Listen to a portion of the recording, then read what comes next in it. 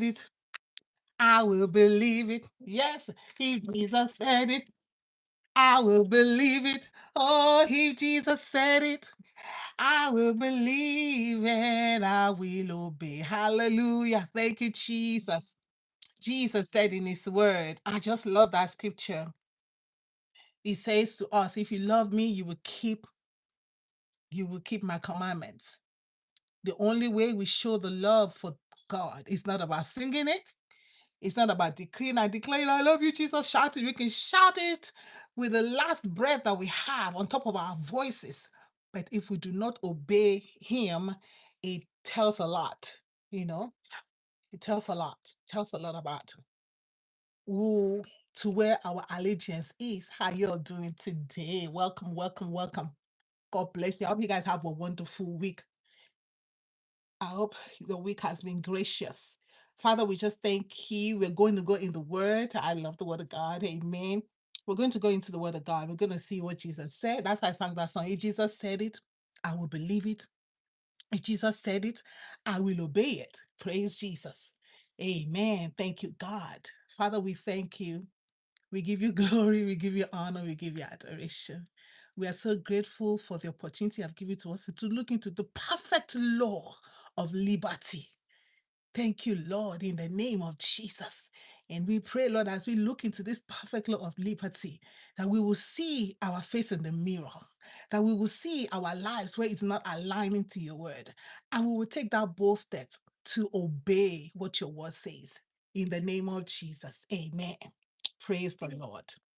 I don't know about you, but sometimes I think sometimes about the word of God.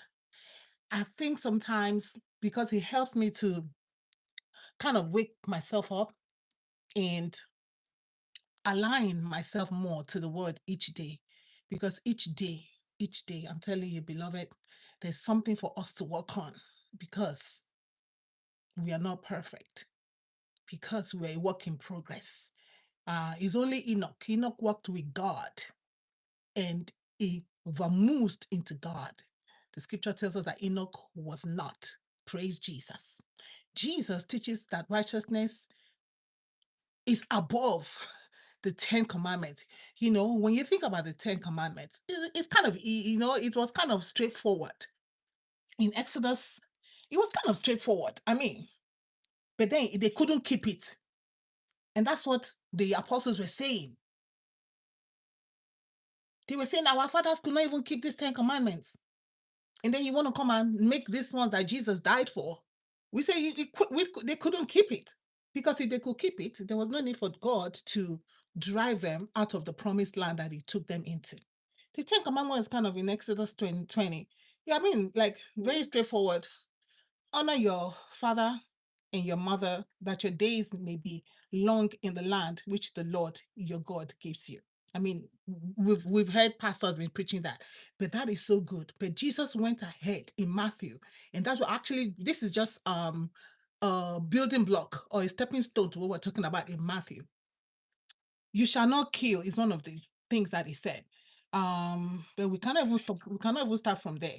We have to start from thou shalt have no other God besides me, which is the first thing. You shall not have no other God. You shall not serve you shall not serve no other God. You shall not bow down to no other God. You shall not have no image. You shall not make yourself any image and bow down to the image and serve the image. The image on the cross on your chest, what is that from? The devil is very subtle. The Bible calls him the old serpent. These are things we don't think about. But you have a cross. There's an image on it. What is that image? Who told us that that is Jesus?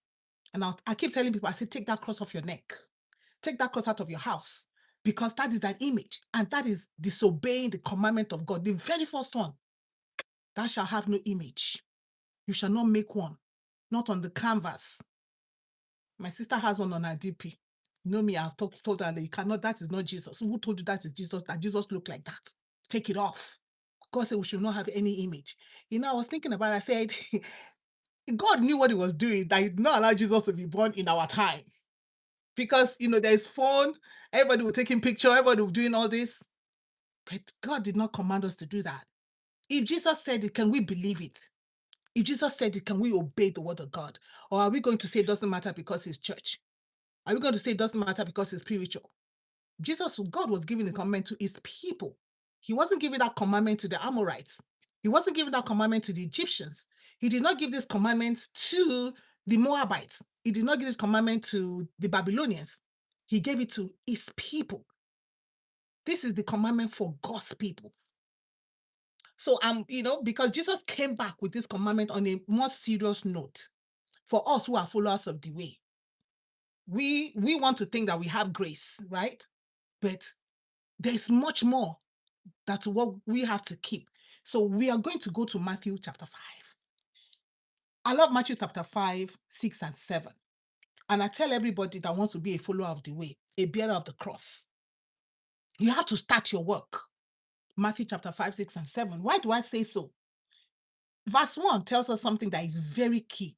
He says, seeing the crowds, he went up on the mountain, talking about Jesus, and when he sat down, his disciples, remember I said in Exodus 20, he focused on not the Babylonians, not the Egyptians, not the Moabites, or the Amalekites, not the Amorites, not the Evites, the Jebusites, not the Gentiles, period. God was not focused on the Gentile world. He went and got himself a people. The same way Jesus came to save his people from their sins. That is written in the book of Matthew chapter 1. When the angel came to Mary, he says, his name shall be called Jesus, for he will save his people. When the first time I saw that, I was like, oh, Jesus, he's going to be his people, just like God went to Egypt to get his people out of Egypt. Because when we come out of the sin, we are coming out of Egypt, just signifying what God did when he went to Egypt to get his people. So Jesus also came to save his people from their sins. So Jesus sat down. His disciples came to him and he opened his mouth. And I tell myself, this must have been really serious because it was in one stretch that Jesus taught Matthew 5, 6, and 7. Jesus opened his mouth and taught them. The scripture tells us this is what Jesus both began to do and to teach. Acts chapter 1. Oh, Theophilus. This is what Jesus both began to do and to teach. That's why they called him teacher. He taught them. But I'm going to ask you, are we students of the Bible? Are we ready to be taught by Jesus? Am I ready to be taught by Jesus? He taught them, saying, blessed are the poor in spirit, for theirs is the kingdom of heaven. The poor in spirit simply means, as Benjamin said one time, I need Jesus. That is the poor in spirit. He did not say the poor in wealth, the poor in houses, the poor in knowledge, the poor. No. He's talking about those who need Jesus. The poor in spirit, those who are waiting for the coming of the Lord. The poor in spirit, those who find themselves in the place where they need something higher than themselves. Those whose eyes are not on the temporal things of the earth.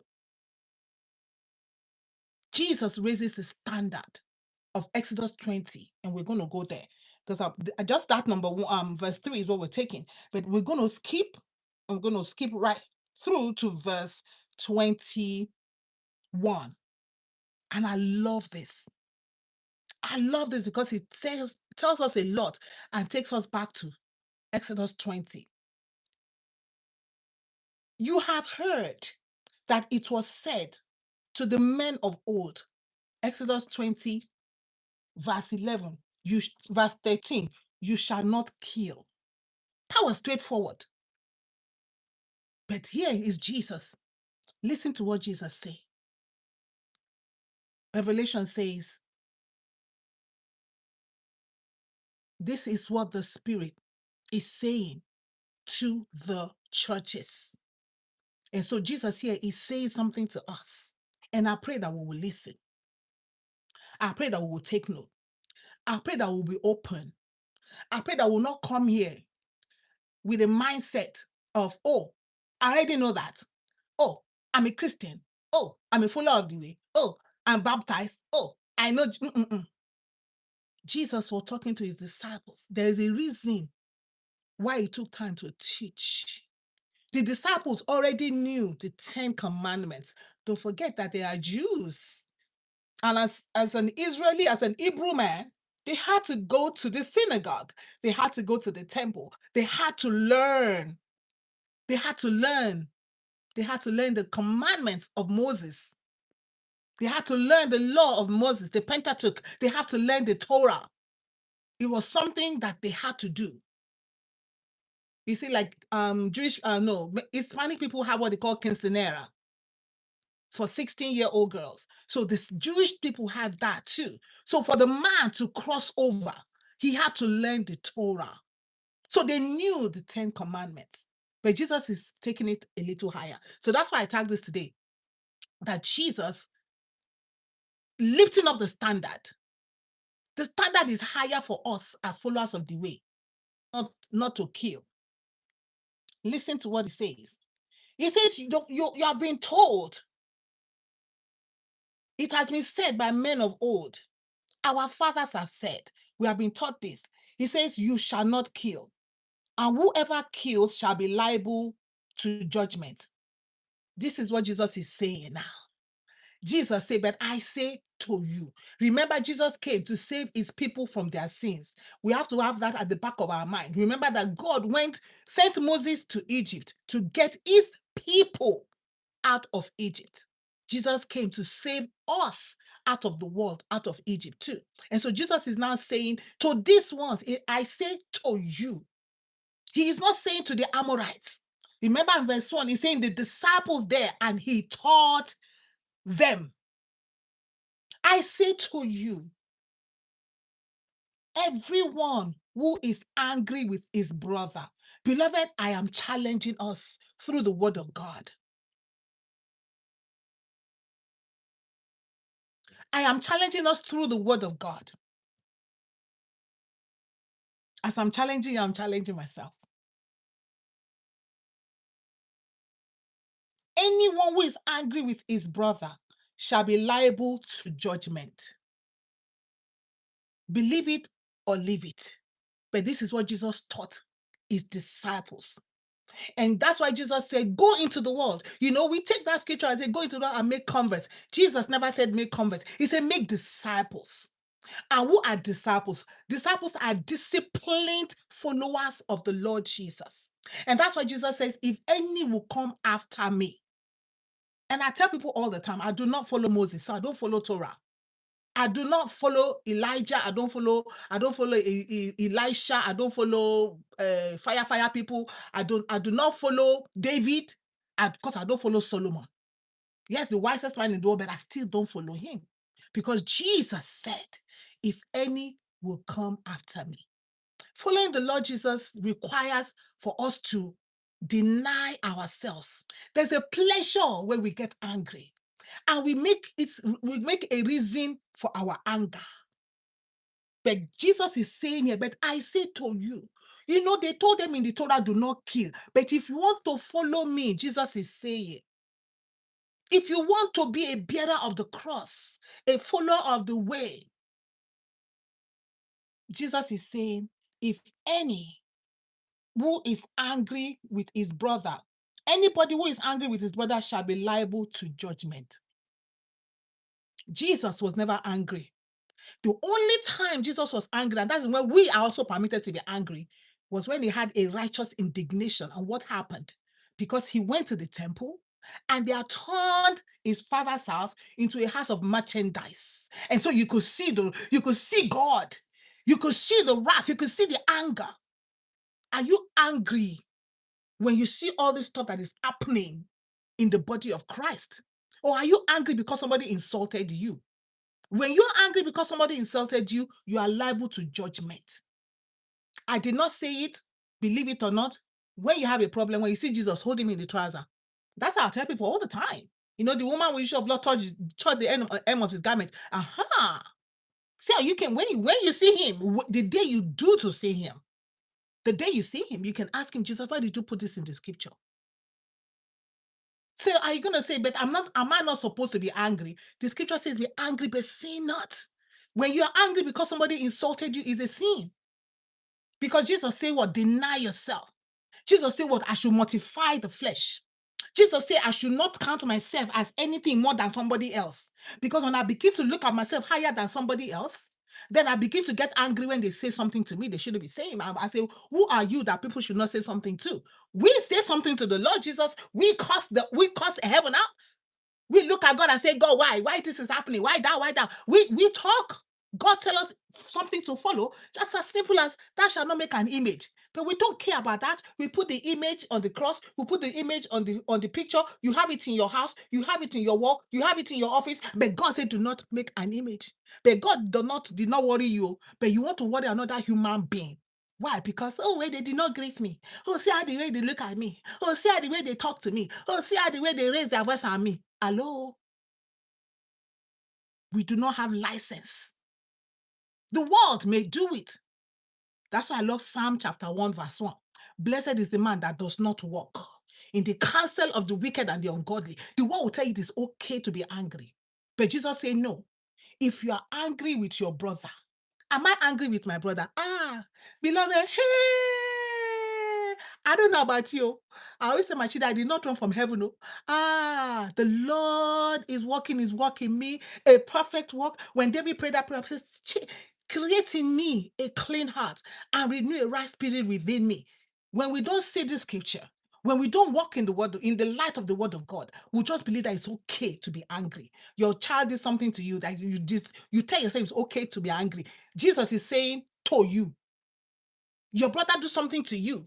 Your wife do something to you. Your husband do something to you. Your father do something to you. That brother in the church, that sister in the church, your co-worker, your boss, your president that you don't even see. People are actually angry with the president you don't even know, you don't even see, and then your blood pressure is going up. See, that is judgment come right there. When you're outside somebody, say you get angry because somebody is doing something to you, you're going to get high blood pressure. Say, but I'm already high blood pressure. Say, that is the judgment of God right there. That is the judgment of God. You want to take away your high blood pressure, stop getting angry with people. But how can it happen? Then the world will tell us that anger is an emotion. Blessed is the man that does not walk in the counsel of the ungodly. The ungodly will tell you that. But God is saying, Jesus said, I say to you. He's not saying it to the world. So the world can go ahead. Egypt can go ahead and be Egypt. But he came to get his people out of Egypt. Jesus came also to save his people from their sins. And we have seen in medicine, anger will bring high blood pressure, anger will bring heart attack. It is there. Listen, when God says judgment, it does not mean that God will not strike person with thunder. No, it is already set in your system. The way high blood pressure, heart attack, heart condition, he said you will be, when you're angry, you find yourself angry all the time. Listen, you're going to be liable to judgment. I did not say so. Let's keep on reading the scripture.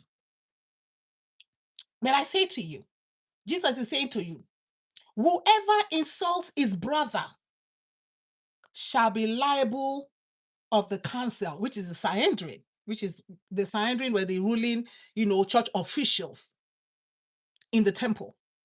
He says the ruling, Israel, the Sanhedrin were the leaders, the elders. If we insult one another, beloved, are you insulting somebody? You may have been doing it. I go back to Acts 17:30 that says that in the time of our ignorance, Jesus, God Almighty, winked at it. But now he's commanding us, men, everywhere. I tell people from the Pope to the last person on this earth, because the Pope is not a free from sin. He is flesh and blood. The president is flesh and blood. When I hear people talk about the president, I say, he doesn't know. I say, do you guys now understand why Solomon prayed for wisdom? Solomon prayed for wisdom. It is not easy to be a leader. Ask all the men husbands and fathers, it's not easy. Even you yourself as a human being, look at your own life. Is it easy to even rule your own life? The decisions that we have made, I have made in my life. Things I should not have done in my life that I had done. So it's not even easy for me to rule my own life. So every day we pray for wisdom. That's why Solomon asks for wisdom. I say you can complain about your president, your governor, your mayor, your councilman, your whatever, your local chairman. It doesn't matter to me. As long as they do not ask for wisdom from God, they cannot rule the country well.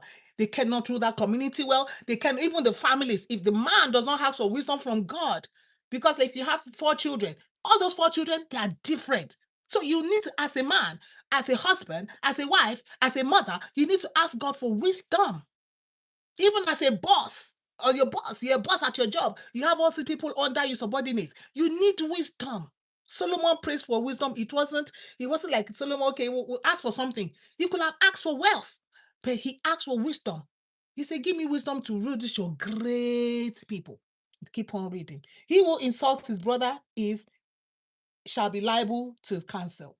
And whoever says, listen, this one, I used to teach my young people, my teenagers that used to come to this house. He says, whoever says, you fool, let me say, I don't know what they say it in Ghana. Um, you fool in Yoruba is ode. You fool shall be liable to the hell of fire. I did not say this. This is the scripture that helped me. This scripture keeps helping me. If you call somebody a fool, you look at God's creation. See, this is why God is really against that word. Because you are telling God you created a fool. God made man in his own image. He said he made man straight, but man has made different inventions. Man became bent. He said, they say crayfish, condition made crayfish to bend. Man walking the earth has decided to bend himself, but God did not create a fool. And so God is saying, if you call somebody a fool, and I'll just tell you the story of my young people that come to my house when my children were in high school. It was just a regular thing then. Now things have changed. Every generation come with their own slangs. So they're like, "Oh, you fool, you fool." I said,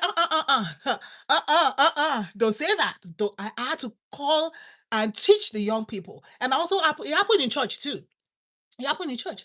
They were in the parking lot and they said, "You are there."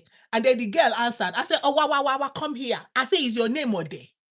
I say, what is your name? What is your God-given name? The one your mother and your father gave you, the one on your birth certificate, the one on your ID, your Georgia ID, your Tennessee ID, your Philadelphia ID, your Texas ID. What is the name on it?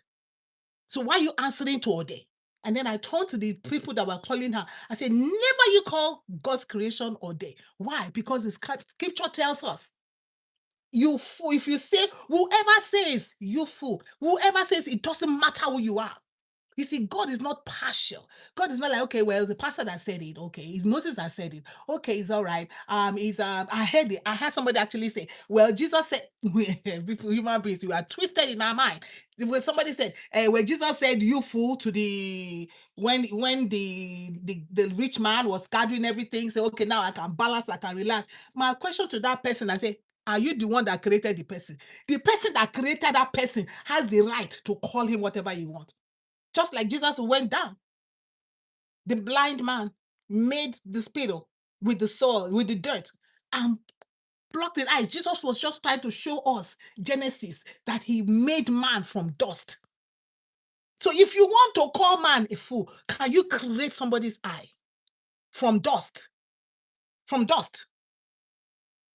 So that is twisted mindset. I was listening to that preacher say, why in the world you're going to say that because Jesus said you fool, you have the right to say you fool? Jesus says, whoever whoever says you fool. So if you have been calling somebody fool, husband call wife call husband fool, father call children fool, you call your boss fool, you call your president fool, you call this whoever. Jesus say you are liable to hellfire. Now you can go anywhere with this scripture. That's not my business. My business right now is I'm delivering the word of God. Just like Jeremiah. God saying, Jeremiah, go and tell these people, say the Nebuchadnezzar will come here, will clear everybody out, will burn down this temple, will break down the wall. They did not listen to him. They took Jeremiah, they put him in prison. They took Jeremiah, they put him in the dungeon. Anything they want to do to Jeremiah, another person slapped him. Anything they want to do. The word of God is the word of God. The scripture says, forever, O Lord, thy word is settled in heaven. We hear the word, it's not left for us what we want to do with it. He says, if you say youthful, you're liable to hellfire.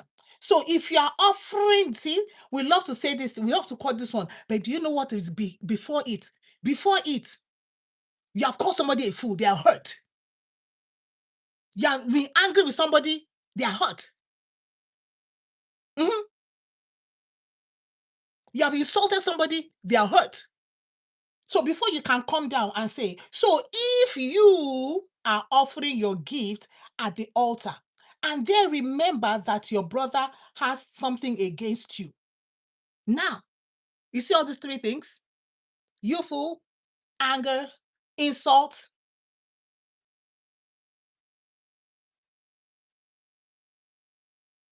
Now that person is hurt. And then yeah, it's church time, it's offering time. He says, if you remember that that person has hurt against you, when you go into somebody's presence to run, when I go in somebody's presence to run my mouth, how did they feel when I get away from them? Did I insult them? Did I call them fool? Was I angry with them? Was I angry with them? And then I'm coming to give offering. But I love the word of God though. He says, if you remember that they have hurt against you, he said, leave your gift there before the altar. For those of us that say, okay, human beings, we're twisted. I know human beings will say, oh, well, he said, I should leave he said, I should go and let me take my offering. The scripture said, leave your gift there at the altar. Leave it there. Go back and make amends. Make amends and be reconciled. He said, go first, be reconciled to your brother, and then come and offer your gift. Come, offer your gift. But first, Jesus has called us to the ministry of reconciliation. Can we reconcile? Jesus is calling us to a higher place. Can we reconcile? Jesus is calling us into deeper.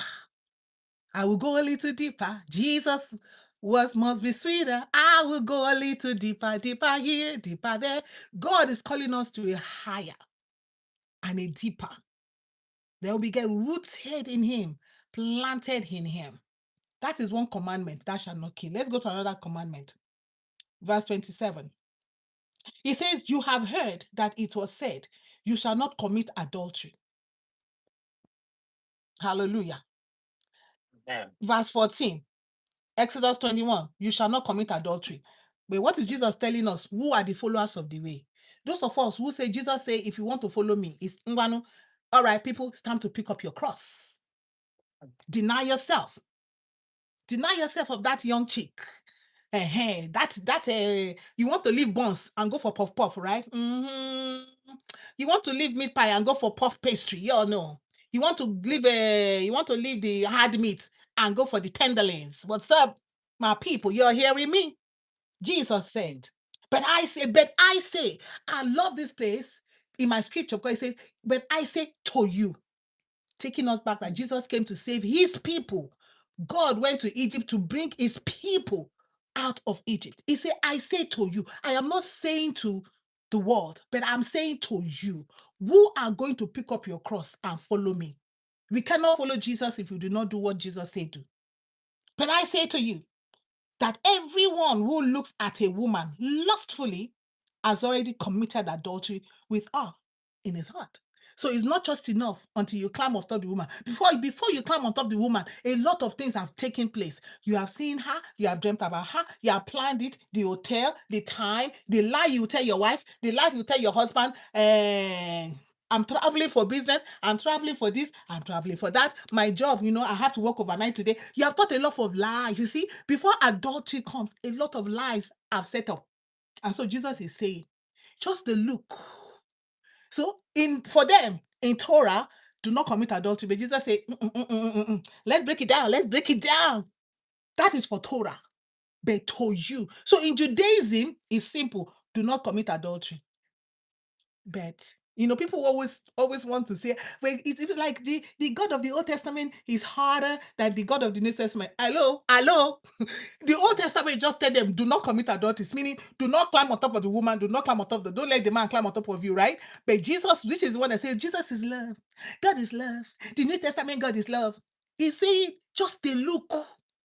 When you look at a woman lustfully, with lust in your heart, before you do the business, Jesus said, you have committed adultery already. Hallelujah. If your right eye causes you to sin, pluck it out. Yeah. If your left leg, that leg, you're always carrying to the hotel, always going on business trip. You might need to cancel some things. You might need to change some things around. You might need to change some phone around. If you're always on the site of Popo site, you're always on Popo site. Popo. Every time you're doing Popo, every time you're taking nude pictures of yourself. You're doing all those stuff that you shouldn't be doing. All those things that you're walking naked on the street. I'm talking to somebody today. The word of God is speaking to all of us. Speaking to all of us. So here we have a higher standard. He said, so that you do not go to hellfire. He said, it is better that you lose one of your members than that your whole body go into hell. And we see that in the book of Acts, when Paul was admonishing the Christian who was watching a man sleep with his father's wife. And he said, okay, why don't you just deal with him so that you will save his soul? Because his soul is eternal. Hell is eternal place for the soul that is sinful. So the same thing Jesus is telling us here. 31, another commandment. It was also said, whoever divorces his wife, that is covetousness, right? Let me not even go there, but because people will, I just want to talk about the Lord Jesus. The key thing here in Matthew chapter 5, that if you go and you see that he kept saying, that's 31, in verse 32, he said, but I say to you. In Torah, what did Moses command? Just give her a bill of divorcement, let her go. Just like Moses, what did Abraham do to Hagar? Gave her bread, gave her a skin of water, let her go. But Jesus is higher standard. Can we follow it? May the Lord give us grace. It's higher. This following the Lord Jesus, there's a lot of denying ourselves that we have to do. And that's what Jesus said, that if any will come after me, let him deny himself. Let him deny himself. Let him pick up his cross. Die daily. There is a daily death that we have to die to. We die to our desires. That's what happened in the Garden of Gethsemane. Jesus took over the will of the Father. Jesus was shown as an example. Oh, can there be another way? Can there be another? It's like this cup, his tears. The Bible says that it was like as thick blood. It wasn't blood, but it was thick as blood. That's what the scripture says. That's why he was in agony. There was a will exchanging going on. There's a will going on. Whose will? And that's why Jesus said, when you pray, say, thy will be done on earth as it is in heaven. It is the will of God. And so Jesus ended up surrendering himself to the will of the Father. And he's asking us the same thing as followers of the way, as what I want to follow him, to surrender to his will. Surrender to the will of the Father. That is a commandment. That is what we have to do. Jesus said it, that you have to die. We have to die to ourselves. All those things that give us pleasure. All those things that, all those things that make us feel good. We just say, I just let off my chest on him. I just let her have it. I just let them have it. I said, why don't you even remove your heart and put it on the floor? When people will say, well, he was just getting on my nerves. I said, take your nerves off the floor. If you don't put your nerves on the floor, nobody will step on it. Oh, well, this one is just so sensitive. What is that? What is that? We are children of the Most High God. We have to deny ourselves. So I want us to think about our eternity. Think about, how can I apply my heart to this scripture? How can I obey the Lord Jesus? How can I follow him? How can I look at this? And am I just going to read it and just pass it? In verse 34, in verse 33, was talking about that shall not swear for. Jesus just took the Ten Commandments and kind of expanded to let us know that to follow me is not easy. Oh. To follow the Lord Jesus is not easy. Oh. That's what Jesus said. If you okay, he told the Jews, he said, you believe in God, believe also in me. It's not easy to follow the Lord Jesus. If it was not easy for the Jews to keep the Torah, which was even simply do not commit adultery, simple. How do we think that we can just like, beloved, we can work to do. We have to go back and look at our lives. Look at that girl that you work with. Of course, you cannot stop them. They're going to wear their skimpy stuff. But Lord Jesus, sometimes I feel for the men. I go to the gym and I feel for the brothers. I'm like, oh my God, Lord Jesus. Lord Jesus, help these brothers. Help these men in this gym. Because the women, like, oh Lord Jesus. The pastor was saying the other day, they've turned the inner wear to outer wear. Our inner wear have become outer wear. So that even in the church now, there's this fashion now. I was saying the other time on my Facebook, there's this fashion now is one shoulder. So the devil is very subtle. He said, okay, you don't want okay, don't worry. We're gonna help you out. So a celebrity will come with one shoulder. So everybody now one shoulder. I was like, you're supposed to cover your body. Our body is the temple of the Most High God. Jesus showed us an example that when a woman is pregnant, the baby is inside the womb, covered in a sack of water. Covered. When the baby is born, the parents cover the baby. So now you grow up, you have some sense. You decide you're going to uncover what your parents were covering when you were. Since when you were little, your parents are covering you. Even though now people have changed you. Sometimes I see little children who are dressed in fantastic way. And I was like, that could never have happened. I cannot see myself doing that. Never ever. So of course, our children will call us like this, all these Nigerian parents, all these old school, okay. They're gonna be all right. It's for their own safety. Amen. What we have to pass down, what are we passing down to our children? I was just thinking about, I said, if you as a mother, you're wearing one shoulder, I was looking at one woman today at the gym. I was like, okay, if you're dressing like this, you have this grandchild with you. What are you passing down? You're thinking this child, okay, this is all right. No, it's not all right. God is calling us to higher. So for people that think that following Jesus is a easy, you see, I love this song. It's not an easy road. We're traveling to heaven for many other thorns on the way. Oh, it's not an easy road, but the Savior is with us. His presence gives us joy every day. The Savior is with us. And that's why he said, I got to go so that my Father can send you the Holy Spirit. We cannot do this by ourselves. And that's why Jesus said you have to be born of the water and of the Spirit. And that's why Jesus said, they that worship him must worship him in spirit and in truth. Because there's no way, beloved. If the Jews could not keep simple, do not commit adultery under the Torah, can we keep this? Can we keep, you look at a woman, you say, Jesus, wait now. Jesus, hold up. Jesus, say, you see all these girls. You see how they're naked in front of me. At my job, they wear skimpy. At my job, according to pastor, they have turned the inner wear to outer wear. How are the men supposed to survive? Jesus, how are we to survive? Jesus knows that. And that's why he gives us the Holy Spirit to help you. Even the men, even the women.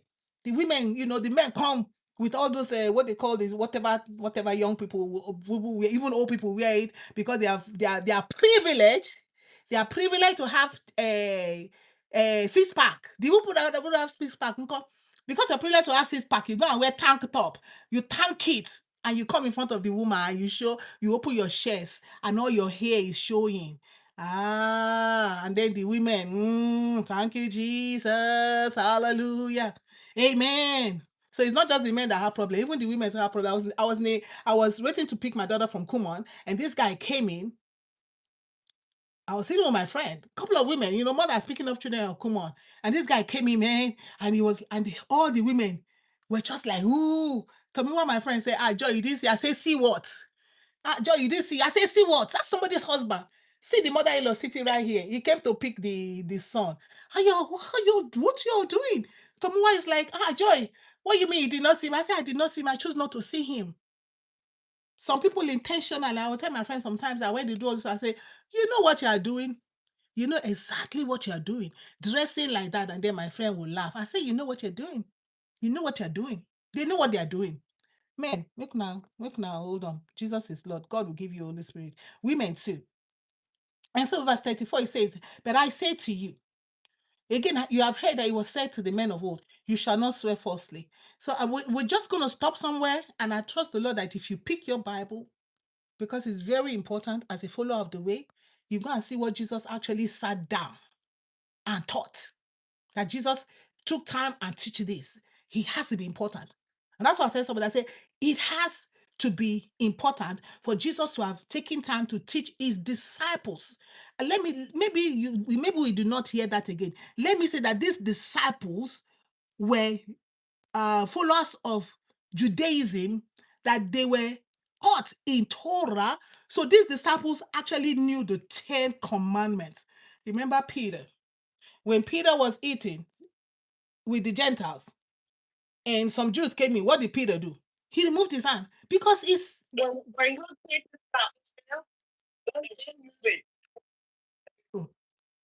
knew what the Torah said.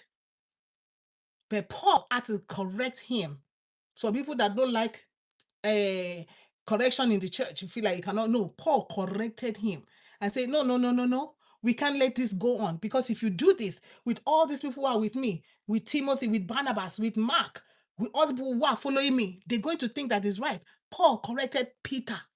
Peter is like, feed my flock. So Peter, how are you going to feed the flock of Jesus? By not eating with the Gentiles, because you saw some Jews. So they were students of the Torah. They knew the Torah. But Jesus now sat down to teach them. So it must be really important. It must have been really important. If it was not important, Jesus would not take time to teach them in Matthew 5, 6, and 7. And if you go to the book of Luke, it's the same thing, but a few, in fact, if that one is even harder, because there's a place that Jesus said that where he says, honor your father and mother, Jesus broke it down some more. I think it's in Luke. Jesus broke it down some more, where he said, honor your father and your mother. And Jesus said, hold up. Let me tell you all something about that. I don't know if it's in Luke. I don't know if it's in Luke. Okay, here. Give me the scripture where Jesus was saying, where he says, honor your father and your mother. But if you say that what is due to your mother and your father, you have given it to the church. You have given it to the temple. Give me that scripture.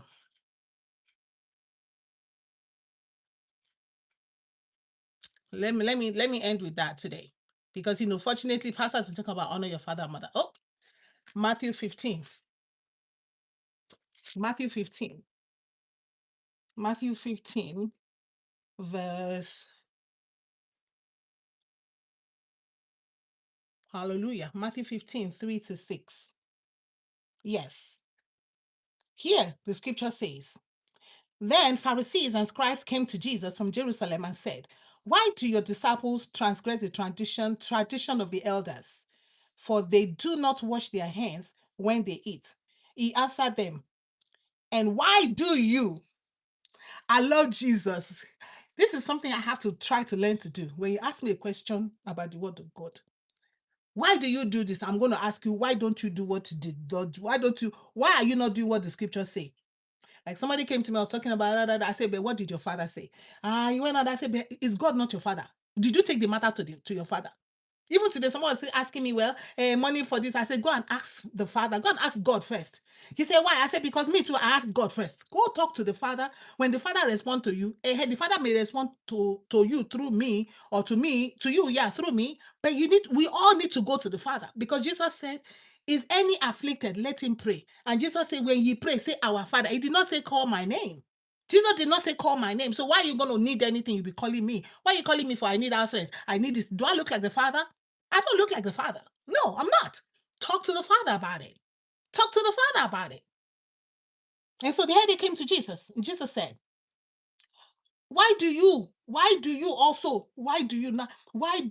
he's talking to the Pharisees and scribes. These were the people who were the custodian of the Torah. These were the scribes, actually, were the people who were in charge of the law. When Jesus went to the temple, it was a scribe that gave him the scripture, and then he opened and he read, then he gave it back to him. Like Ezra was a scribe. So they were the ones who are like should we call them librarians?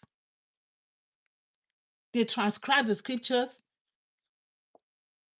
He said, why do you? So he's talking to the elders here. He's talking to our spiritual leaders.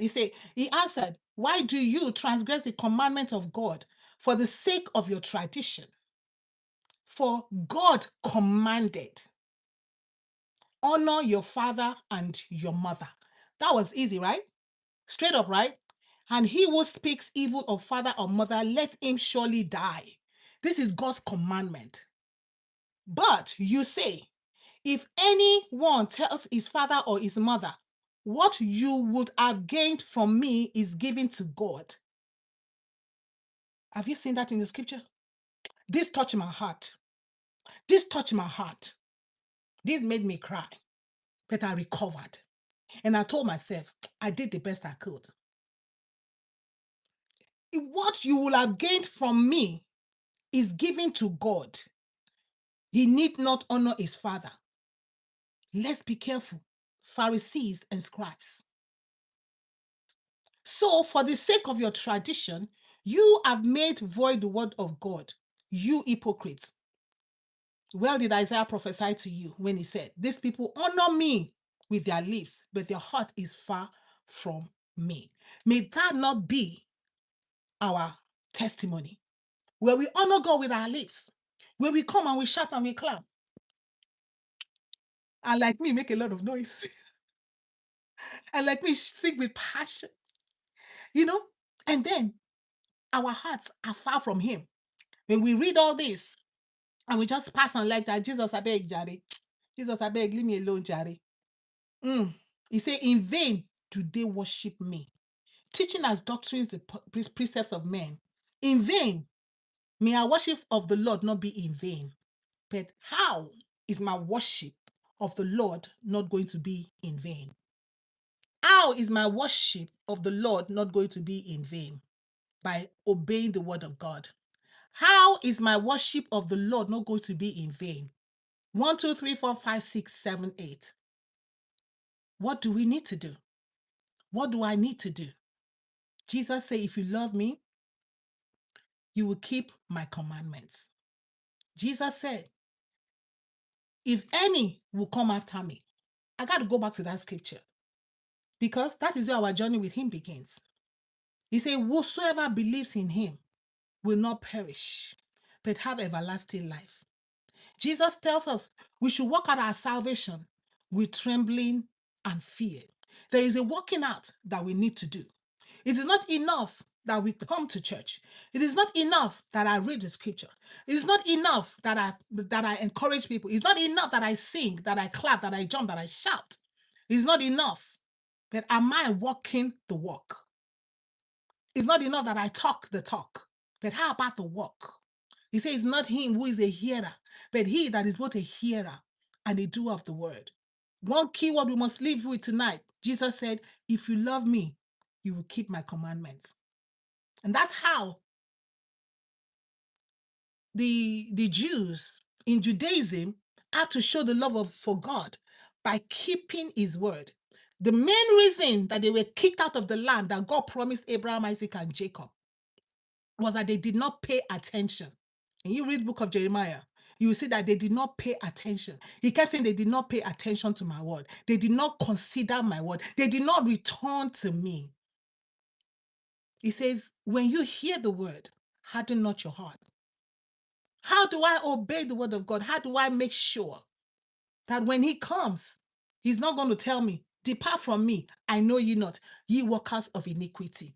How am I going to make sure that's not going to be my testimony? But you were going to say, but Jesus, wait now. I sang in the choir. But Jesus, wait now. I cast out demons in your name. Then when I hear that scripture say, in your name, I did this in your name. I did that in your name. In your name. So therefore, Jesus still told them, say, depart from me. I know ye not. Yeah, and the one that usually gets to me is when he put it there, ye workers of iniquity. And I wonder, Jesus, how he's casting out demons in your name, workers of iniquity, because we were not doing it according to his way. We were not doing it. What did Cain do? What was the main thing that Cain do? Cain, Abel has offered the sacrifice that you're supposed to offer. You see what he did. But Cain decided, you know what, I'm going to do it my way. And that's what he told us also in the book of, I think at the end of Judges, that everybody began to just follow and serve God their own way. That's what happened in the wilderness when they came out of Egypt. They wanted to serve God their own way. So they did what? They said, Aaron, make us a calf. With this God we do not see, Moses we do not see. We have to serve God our own way. We cannot follow God our own way. We cannot replace the word of God with our human mind, with our traditions, with what we think. This idea that, well, this is what I think. This is not what, it doesn't matter what I think.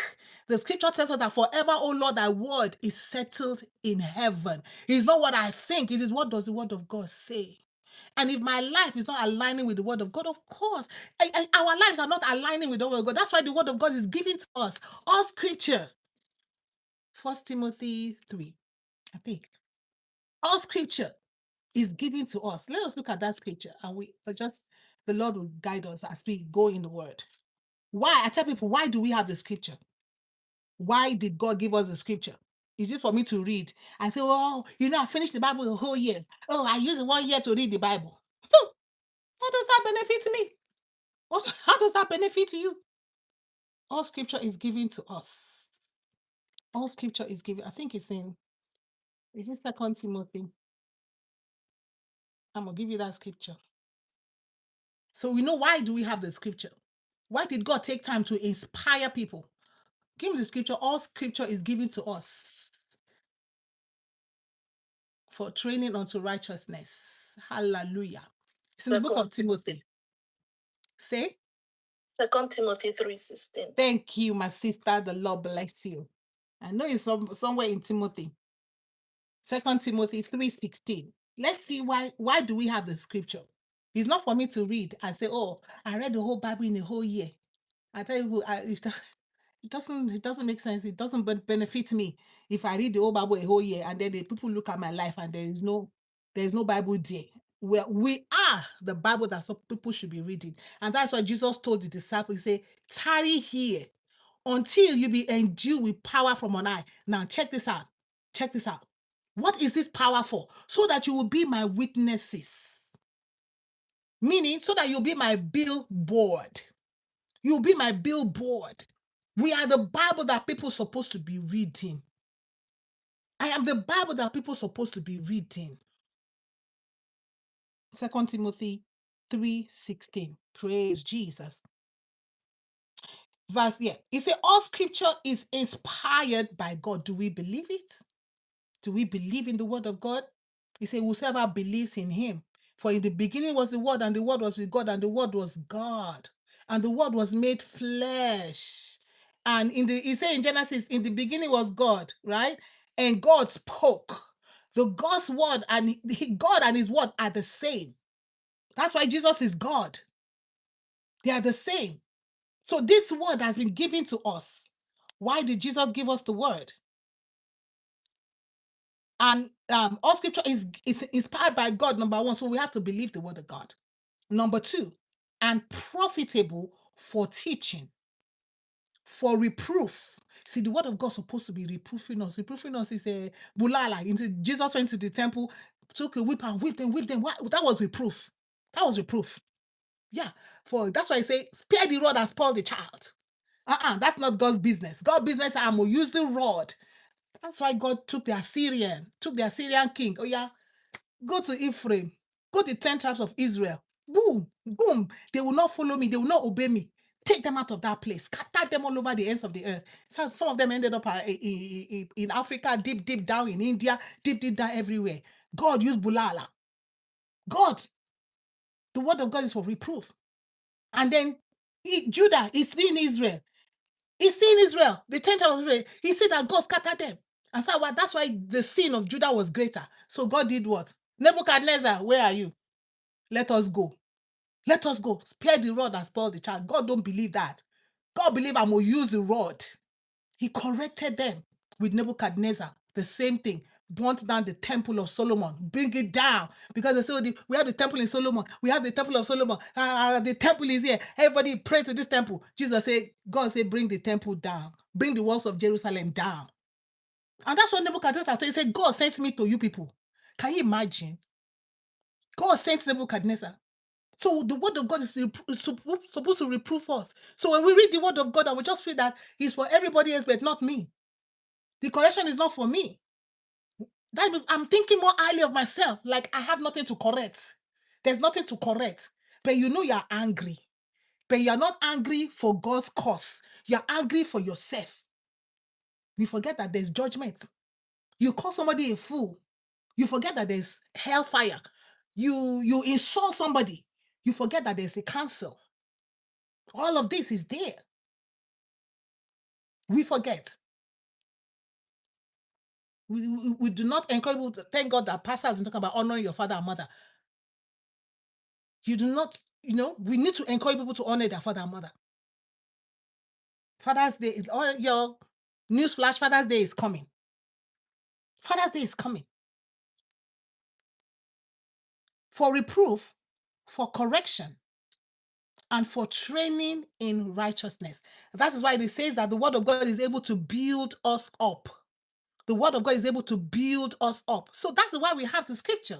So if we feel that we don't need this, we don't need to change anything in our life, then don't read the scripture, man. Don't read the Bible. Don't just bother yourself. And somebody once said, why are you going to pay to go to hellfire? Don't pay to go to hell. Just go to hell for free. Why are you going to go to church? Why am I going to church? Then I give offering, I give tithe, I do seed, I do this, and then I go to hellfire. What is the purpose? You are paying your way. Who pays his way to go to hellfire? When we come to church, that's why I told somebody once, I said, did you hear what the pastor preached? Did you listen? Did that message that pastor preached, did God talk to you with that message? Or what do you think the pastor was preaching about? Why do you think the pastor was preaching? All of us. Matthew's Acts 17:30. In the days of ignorance, God winked at it. When you did not know, when I did not know, I love the Lord Jesus though. He said he knows that we are but flesh. David said, don't let me fall into the hands of the Gentiles. Let me fall into your hands. Why? Because you know the Lord, Exodus 34, the Lord God, gracious and merciful. David said, I beg, don't let me fall into the hands of the unbeliever. Because let me fall into your hand, because I know you're not angry forever. I know in Yoruba land they say when you beat a child with one hand, you draw the child closer with the other. That's how God is. And so when God took them out of the land that he promised Abraham and Isaac and Jacob, he told them he's going to bring them back. But this land must enjoy the Sabbath 7 years. This land, 70. That's why Daniel saw that vision and said, oh, he figured that the 70 years must be over now. 70 years. That's Jubilee. This land must enjoy that Jubilee, that release they're supposed to enjoy. But God brought them back. He's a kind God. The word of God is here to reproof us, to correct us, to build us up, to give us an inheritance among those that are sanctified. So I don't want you to lock up your heart. Never lock up your heart against the word of God. It's important that you read the word of God. The Bible says you should study. It did not say your pastor should study, your evangelist should study, your prophet should study, the pope should study, the priest should study, your daddy should study, your mommy should study, everybody should study, but yourself, no. The period says, study to show yourself approved. We are responsible. Do not contract or subcontract your spirituality or your spiritual well-being to somebody. You have God 7 days a week. You have church 1 or 2 times a week. How much is pastor going to preach for you? I want to tell people that when you subcontract your spiritual well-being you only wait till you read the Bible when you go to church. No, no. This, I have a wonderful treasure, the gift of God without measure. We will travel together, my Bible and I. Hold your Bible close to your heart. Oh God, because that is the word of God to us. Worship the Lord from your heart. Hallelujah. Let us pray tonight. Let's ask God to help us.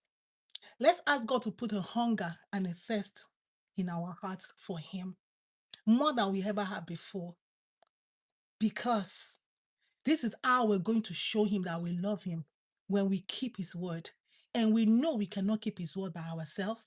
We need the Holy Spirit, the power from on high. In the name of Jesus. Father, we thank you. Come on, pray with us. Hallelujah. Thank you, Jesus. We give you praise. We give you glory.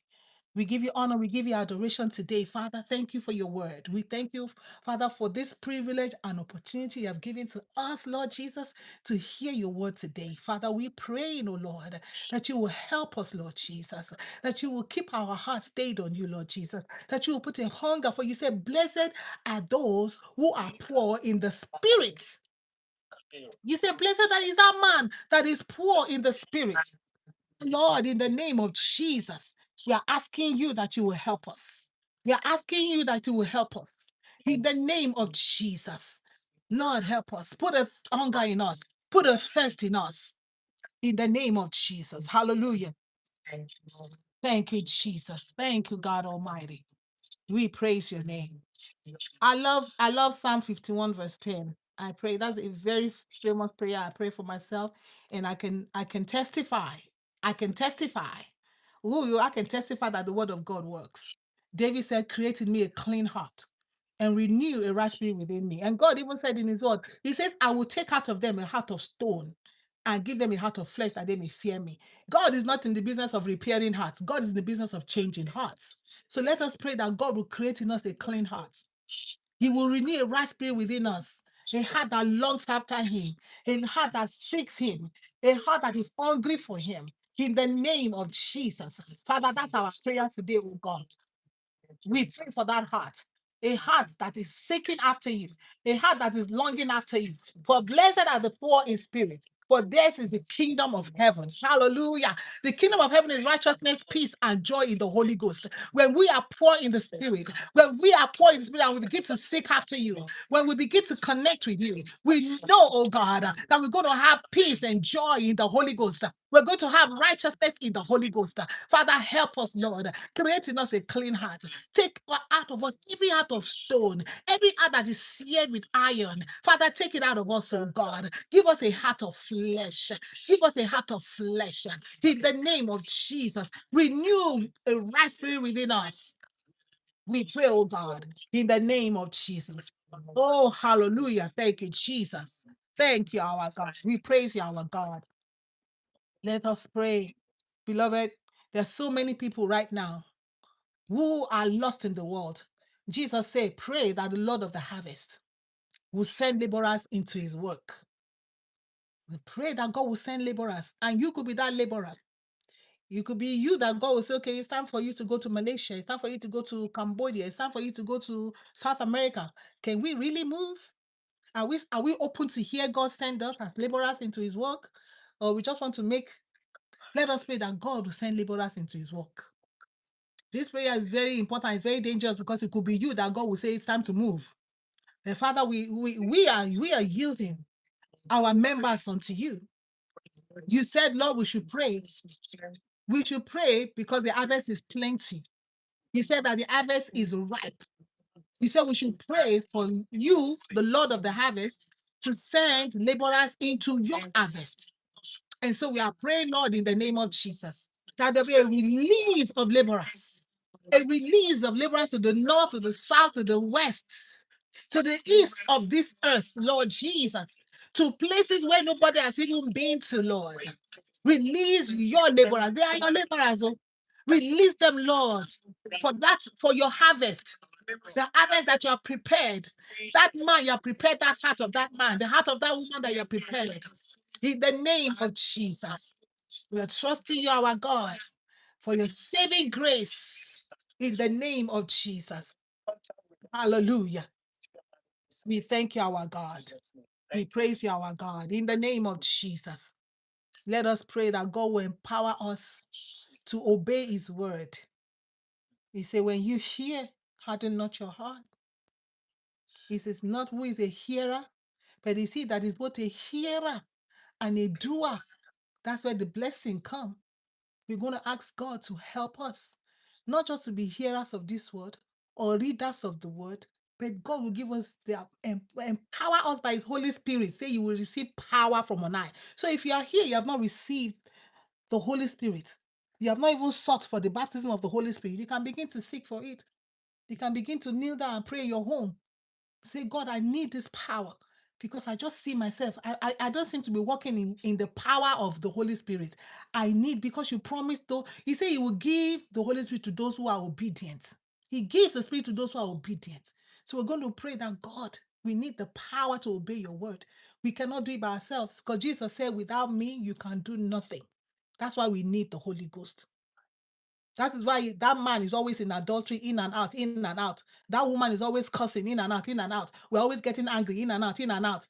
But when you receive the power, when I receive the power, the cursing stops, the anger stops, the adultery stops, the fornication stops, the covetousness stops, the stealing, the lying, it just begins to, one by one, begin to just fall off, like the pilgrim. The pilgrim, because that's what we are. On this earth, we are pilgrims. So we carry all this load. But when we receive the power of God, then we begin to put off anger, we put off lying, we put off, we begin to shed our load. So let's pray that God will give us the power to obey his word. Invariably, we are praying for God to empower us with the Holy Spirit. Father, we pray in the name of Jesus for an outpouring of your spirit upon us, because your word says we can do nothing without you. I mean, Jesus, there's no way we cannot live this life without you. We cannot live out your word without you. It is you in us that is working the work. It is you that will it and do it according to your good pleasure. Father, we are asking, oh God, that you will fill us afresh with your Holy Spirit. Fill us with the power from on high so that we'll be enabled to walk like we ought to. In the name of Jesus, to obey your word like we ought to. Father, we just thank you. Hallelujah. Father, we praise you. Father, we give you glory. Let's just begin to thank the Lord. Let's thank the Lord for our answer prayer. Jesus said, I thank you for you hear me always. Father, we thank you for hearing us. We thank you for the opportunity to go into your word. We thank you, oh God, for waking us up again. It is because you love us, Lord. You love us, Lord. That's why you're bringing your word. You say we should not think it's something when you are reminding us. You are reminding us. Paul kept reminding the people of the same thing. He said, don't think it is a crime, or don't think it is wrong, or don't think it's too much. We have to be reminded. We thank you, Lord. We give you praise, Lord, for reminding us again to wake up. You say, wake up, all ye that slumbereth. Thank you for waking us up. In any way we have stumbled, in any way that we have missed the mark, Father, we thank you. In the name of Jesus. Hallelujah. And if you are here, I'm going to leave Acts 17:30 with us. Everybody that is on here right now, if you're here and you know you have missed the mark, God is calling us to the place of repentance. Repentance means we turn away. We acknowledge the word of God, that God said it is right. If the word of God says it must be right. Then what I have to do is obey. Obey means repent from your sins. I repent from my sins. I stop doing whatever it is that is sin in the sight of God. He said, Jesus said, I say to you. He's saying to us who are being called out of the world. He's saying to us today, beloved, let's follow the word of God. Therein light our blessing in the name of Jesus. Joshua, if you meditate on the word, if you keep this commandment, if you do this word, you will have good success. That is the word of God, and it can never be broken. The Lord bless you. Shalom.